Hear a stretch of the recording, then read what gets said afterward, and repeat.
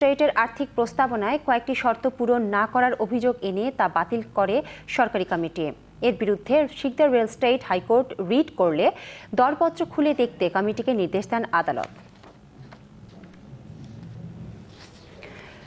কৃষকদের জন্য 10 টাকায় খোলা ব্যাংক অ্যাকাউন্টে সঞ্চয়ের অন্য হিসাবের চেয়ে 1% সুদ বেশি দেওয়া হবে বলে জানিয়েছেন কেন্দ্রীয় ব্যাংকের গভর্নর। আমদানি বিকল্প আদা, রসুন ও পেঁয়াজ চাষে 2% সুদে বিতরণ করা ঋণের লক্ষ্যমাত্রা পূরণে ব্যাংকারদের সচেষ্ট হওয়ার তাগিদ দিয়েছেন তিনি। রিজভি নেমাজের রিপোর্ট।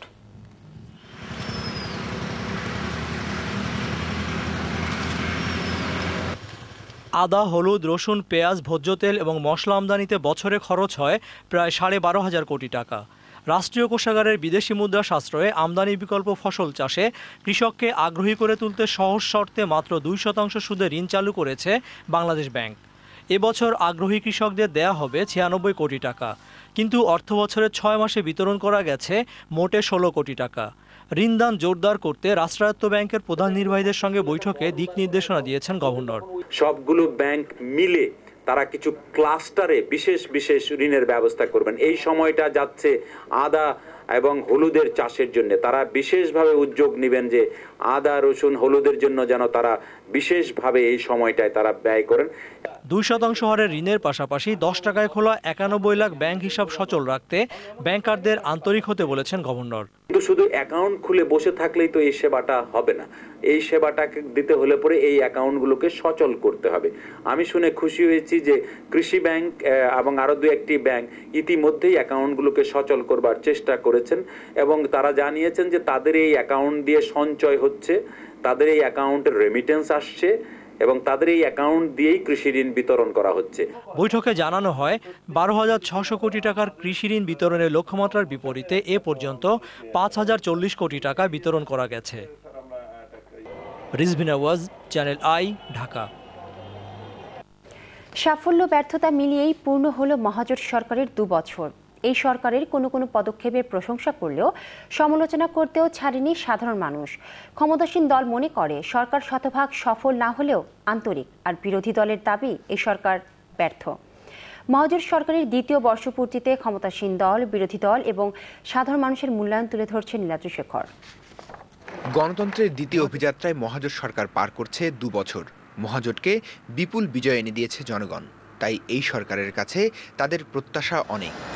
তবে প্রত্যাশা আর প্রাপ্তির মিল খুঁজতে গিয়ে আশা নিরাশার দোলায় সাধারণ মানুষ। সাফল্য তো আছেই, এর পিছনে সাথে সাথে কিছু কিছু ব্যর্থতা আছে। আমরা বিদ্যুৎ ঘাটতি রয়েছে, বিদ্যুৎ গ্যাস, দ্রব্যমূল্যের স্থিতিশীলতা, এটা কিন্তু এখনো নিয়ন্ত্রণে আসেনি। আইন শৃঙ্খলা আমরা খুব একটা সন্তুষ্ট না। বিরোধী দলকে কিছু স্টেপ দিয়ে দিয়েছে গভর্নমেন্ট তাদের ভুলের কারণে। তারা ওগুলো কি করছে, বিমানবন্দর পাল্টানো টাল্টানো, এগুলো কিছু ব্যাপার ছিল।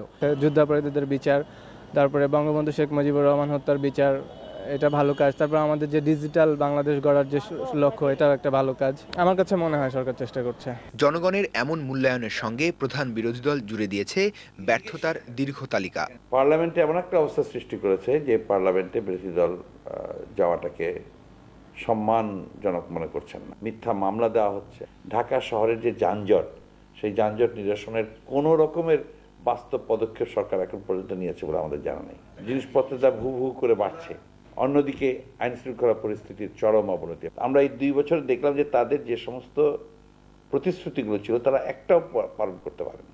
তো সেই ক্ষেত্রে তো সরকারকে ব্যর্থ বলা ছাড়া আর কোনো কিছু থাকে না। সাধারণ মানুষের অভিযোগের গুরুত্ব দিয়ে ক্ষমতাসীন দলের নেতারা বলেছেন আশার কথা।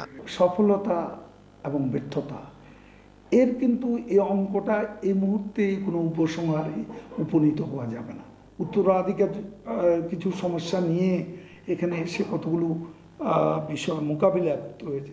সাফল্য শতভাগ নয়, কিন্তু সরকারের কমিটমেন্ট কিন্তু শতভাগ। অর্থনীতি, দারিদ্র্য বিমোচন, এগিয়ে যাচ্ছে বাংলাদেশ। হয়তো সব এগিয়ে যাওয়ার ফলাফলটা আমরা এই মুহূর্তে পাবো না। মহাজোট সরকারের 3য় বছরে আরও উন্নয়ন কর্মকাণ্ডের পাশাপাশি সরকার ও বিরোধী দলের মধ্যে সৌহার্দ্যের সম্পর্ক গড়ে উঠবে, রাজনীতির পরিবেশ হবে সংঘাতমুক্ত, এমনটাই প্রত্যাশা সাধারণ মানুষের। নীলাদ্রি শেখর, চ্যানেল আই, ঢাকা। ব্রাজিলের প্রথম নারী প্রেসিডেন্ট দিলমা রোসেফ শপথ নিয়েছেন। ইনাসিও লুলা ডি সিলভার স্থলাভিষিক্ত হলেন তিনি। ব্রাজিলের সবচেয়ে পিছিয়ে পড়া জনগোষ্ঠীকে রক্ষা এবং সবার জন্য সুশাসন নিশ্চিত করার অঙ্গীকার করেছেন দিলমা রোসেফ। অমিতাভ পালের রিপোর্ট।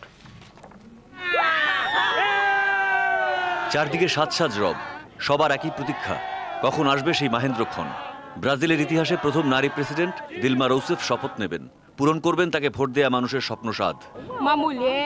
বহু বছর ধরে আমরা এই দিনটার স্বপ্ন দেখেছি। দিলমা একজন যোদ্ধা, তার যুদ্ধ আমাদেরও যুদ্ধ, তার বিজয় আমাদের সবার বিজয়। 63 বছর বয়সী সাবেক বামপন্থী গেরিলা দিলমা রোসেফ 2003 সালে লুলা ডি সিলভার সরকারের জ্বালানি মন্ত্রী এবং 2005 থেকে 2010 সাল পর্যন্ত চিফ অফ স্টাফের দায়িত্ব পালন করেন। গত বছরের অক্টোবরে প্রেসিডেন্ট নির্বাচনে বিরোধী দলীয় প্রার্থী হোসে সিরাকে পরাজিত করে ব্রাজিলের ইতিহাসে প্রথম নারী প্রেসিডেন্ট নির্বাচিত হন তিনি।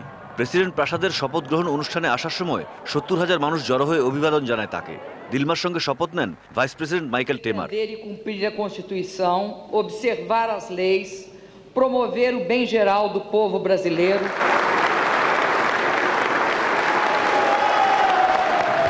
শপথ নেওয়ার পর ভাষণে দিলমা জানিয়েছেন ব্রাজিলের পুনর্গঠন করাই হবে তার প্রথম কাজ।